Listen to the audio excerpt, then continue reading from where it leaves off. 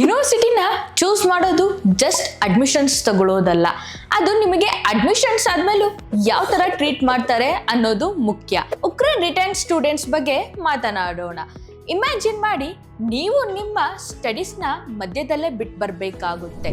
Finally ನಿಮಗೆ ಹೊಸ university ಸಿಕ್ತು, ಬಟ್ ಇವಾಗ ಅವರು ಹೇಳ್ತಿರೋದು ಹೊಸ ರೂಲ್ಸ್, ಎಕ್ಸ್ಟ್ರಾ ಫೀಸ್ ಮತ್ತು ವರ್ಸ್ಟ್ ಪಾರ್ಟ್ ಅಂದರೆ ಕ್ರೆಡಿಟ್ ಲಾಸ್. ಆದರೆ ಕೆಲವು ಯೂನಿವರ್ಸಿಟೀಸ್ಗಳು ನಿಜವಾಗ್ಲೂ ಸ್ಟೂಡೆಂಟ್ಸ್ ಬಗ್ಗೆ ಕೇರ್ ಮಾಡ್ತಿದ್ದಾರೆ. ಕ್ರೆಡಿಟ್ ಲಾಸ್ ಇರಲ್ಲ ಅಂತ ಗ್ಯಾರಂಟಿ ಕೂಡ ಕೊಡ್ತಿದ್ದಾರೆ.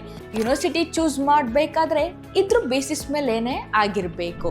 ಸೊ ಯೂನಿವರ್ಸಿಟಿ ಚೂಸ್ ಮಾಡೋಕ್ಕೂ ಮುಂಚೆ ಒಂದ್ಸರಿ ಥಿಂಕ್ ಮಾಡಿ, ಅವರು ಜಸ್ಟ್ ಅಡ್ಮಿಷನ್ಸ್ ಕೊಡ್ತಿದ್ದಾರಾ ಅಥವಾ ಸ್ಟೂಡೆಂಟ್ಸ್ಗೆ ನಿಜವಾಗ್ಲೂ ಕೇರ್ ಮಾಡ್ತಾರಾ ಅಂತ. ಆ ಯೂನಿವರ್ಸಿಟೀಸ್ ಬಗ್ಗೆ ತಿಳ್ಕೊಬೇಕಂತ ಅನಿಸ್ತಿದ್ಯಾ?